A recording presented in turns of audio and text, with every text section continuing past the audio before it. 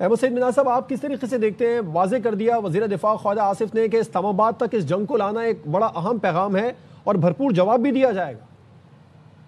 جی بالکل، یہ کل رات ہونے والی ایک نئی جو تازہ دہشت گردی کی ایک لہر ہے جس میں پاکستان کو یا تو امپلیکیٹ کیا گیا یا پاکستان کو ڈائریکٹلی افیکٹ کیا گیا، یہ اس نیکسس کو بڑے واضح طور پر ثابت کرتا ہے جو افغانی رجیم، طالبان کی رجیم اور بی جے پی کی گورنمنٹ انڈیا میں موجود ہے۔ کل نیو دہلی کے اندر ایک فالس فلیگ آپریشن کیا ہے جو انیشلی رپورٹس کے مطابق سلنڈر دھماکہ تھا، جس میں بعد میں انڈین میڈیا نے اس کو سوئچ کر کے تو پاکستان کے اوپر دہشت گردی کے الزام کا ایک راگ الاپنا شروع کیا اور پاکستان کو امپلیکیٹ کرنا شروع کیا، جس کو وہاں کے لوکلز جو ہیں ایون وہ اس کو ڈینائی کرتے ہوئے اپنے میڈیا کے اوپر وہ دکھا رہے تھے۔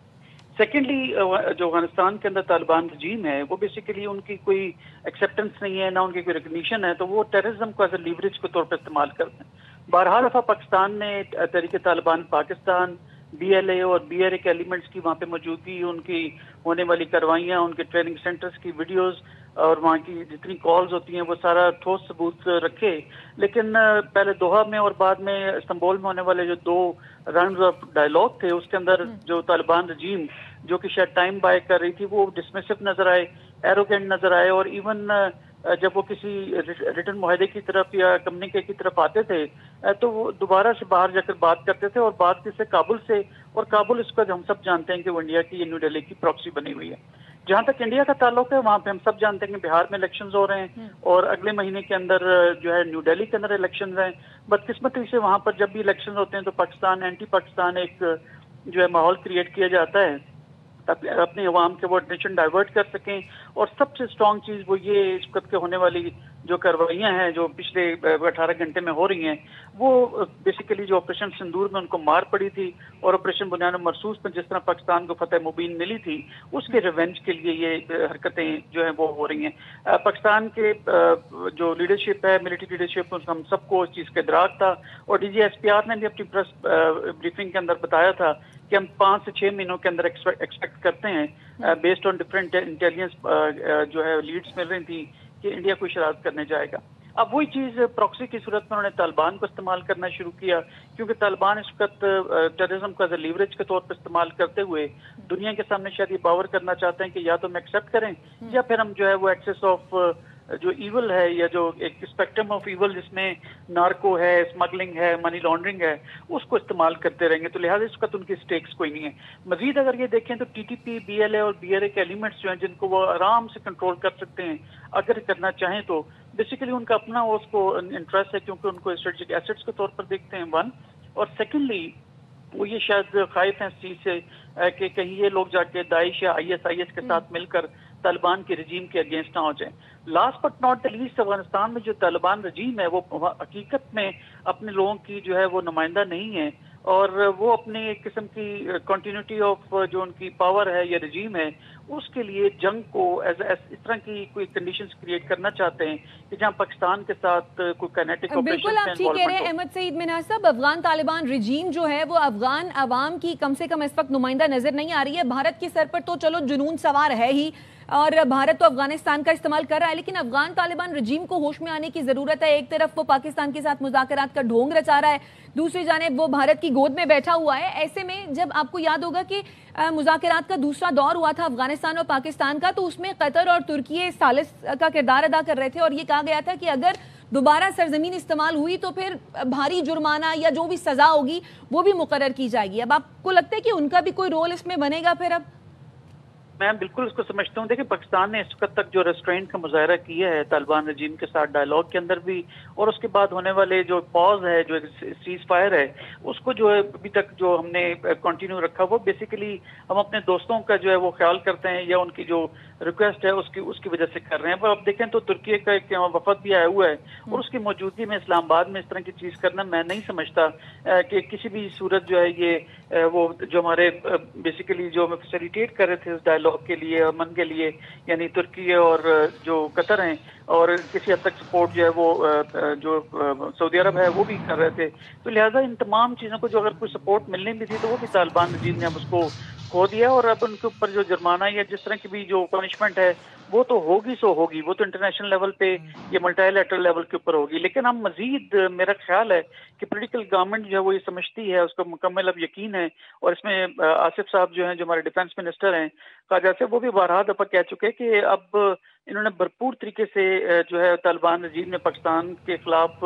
ہتھیار اٹھائے ہیں, اور وہ سمجھتے ہیں کہ اب مزید ہماری درمیان وہ دوستی کا رشتہ نہیں رہ گیا. لیکن at the same time Pakistan restraint, responsibility, rationality اور ایک ذمہ دار ملک ہونے کے ناطے ہم وہ تمام چیزیں ہم جارگنس بولتے رہتے ہیں, کرتے رہتے ہیں, لیکن ہم کب تک اس چیز کو وہ کریں گے؟ آرٹیکل 51 UN چارٹر کے تحت پاکستان کے پاس مکمل حق حاصل ہے کہ ہم کسی بھی قسم کے جو ہے ہاٹ پرسوٹ آپریشن, جس میں کہ آپ کا پریمپٹیو یا پریونٹیو اسٹرائکس ہیں, وہ ہمارا حق ہے, کیونکہ ہم سیلف ڈیفنس کے سلسلے میں مزید اپنی سرزمین کے اوپر اس طرح دہشت گردانہ کارروائیاں اس کے متحمل ہو نہیں سکتے ہیں.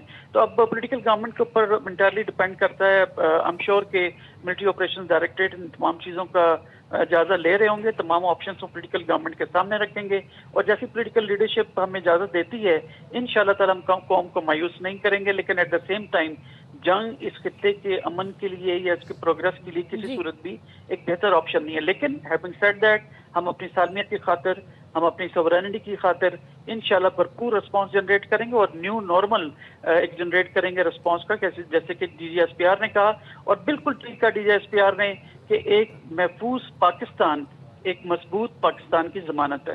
جی بالکل آپ ٹھیک کہہ رہے ہیں احمد سعید منہا صاحب, ہم کی خواہش ہماری ہے ضرور, لیکن ہم تیار بیٹھے ہیں. اگر کوئی میلی آنکھ سے دیکھے گا تو پھر اس کو جواب دینا بھرپور طریقے سے ہم جانتے ہی ہیں. آپ ہمارے ساتھ ہی موجود رہیے.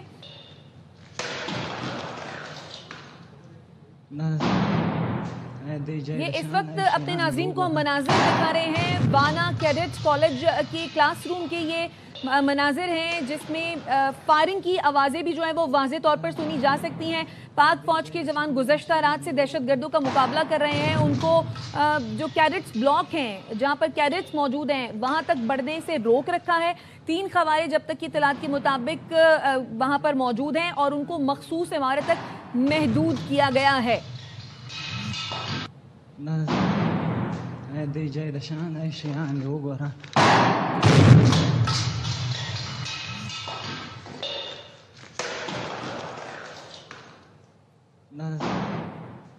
وانا کیڈٹ کالج کے اندرونی مناظر اپنے ناظرین کو دکھائے. ڈاکٹر ماریہ سلطان صاحبہ بھی ہمارے ساتھ موجود ہیں. ڈاکٹر صاحب ٹھیک ہے, ڈاکٹر ماریہ سلطان صاحبہ سے بھی بات کریں گے.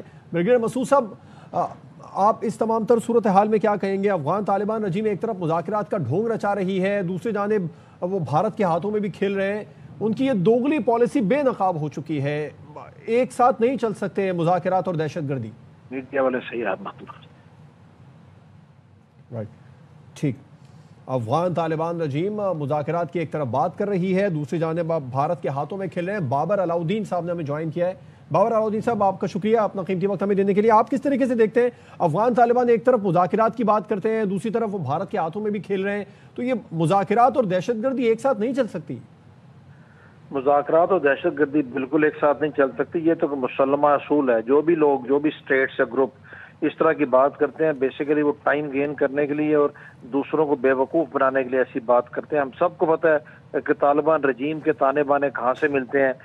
کیا ہمیں ان چیزوں کے سمجھ نہیں ہے کہ ہم سب کو سمجھ ہے, پالیسی میکرز کو بھی سمجھ ہے, اور ہم سب جانتے ہیں. اس لیے پاکستان کی پالیسی بہت واضح ہے, ہم نے بہت کلیئر کر دی ہے افغانستان کی اس رجیم کے اوپر. جب تک ہندوستان نہیں چاہے گا یہ کبھی بھی کسی بات چیت کو منطقی انجام تک نہیں پہنچائے گا, اور ہندوستان کبھی بھی نہیں چاہے گا. ہندوستان کی جو پاکستان کے اندر پالیسیز ہیں, جس طریقے سے وہ دشمنی کی تمام حدوں کو عبور کر چکے ہوئے ہیں, چاہے وہ کسی بھی شعبہ زندگی میں ہو, وہ کرکٹ ہو, وہ کھیل کا میدان ہو, وہ ہماری جو آبی ضروریات ہیں ان کے اوپر ہو, یا ملیٹریلی ہو, سوشلی ہو, اکنامیکلی ہو.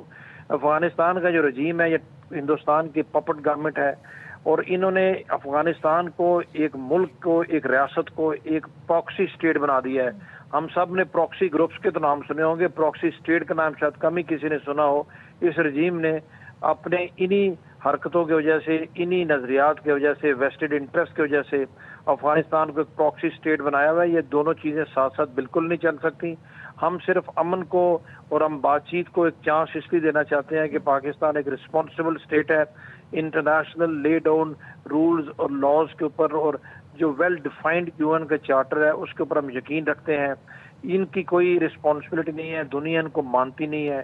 ان کی ٹیرر بیسڈ اکانومی ہے, یہ سارے کے سارے ٹیررزم کے پیسے پہ یہ رجیم چلتا ہے. ان کے لوگ اس پہ کام کرتے ہیں. ہندوستان کی طرف سے بھرپور ان کو پیسہ پمپ ان کیا جا رہا ہے, جس کی وجہ سے یہ ان TTP کو کنٹرول کرنا تو دور کی بات ہے, یہ ان کو سپورٹ بھی کرتے ہیں بیکاز ان کے یہ بینیفیشری ہیں, یہ ان کی بینیفیشری ہے, وہ ان کے بینیفیشری ہیں.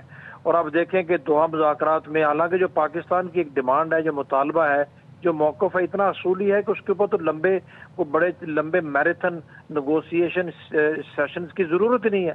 ہم نے صرف ان سے کیا ڈیمانڈ کی ہے, ایک ہی ڈیمانڈ کی ہے کہ اپنی زمین کو پاکستان کے خلاف دہشت گردی کے لیے استعمال مت ہونے دیں, ان گروپس کو کنٹرول کرے. ایک ایسی ڈیمانڈ جس سے دنیا کا کوئی ملک بھی انکار نہیں کر سکتا. بٹ اس کے باوجود یہ ایسے ہیلے بہانوں سے ان مذاکرات کو بھی طول دیتے چلے آ رہے ہیں.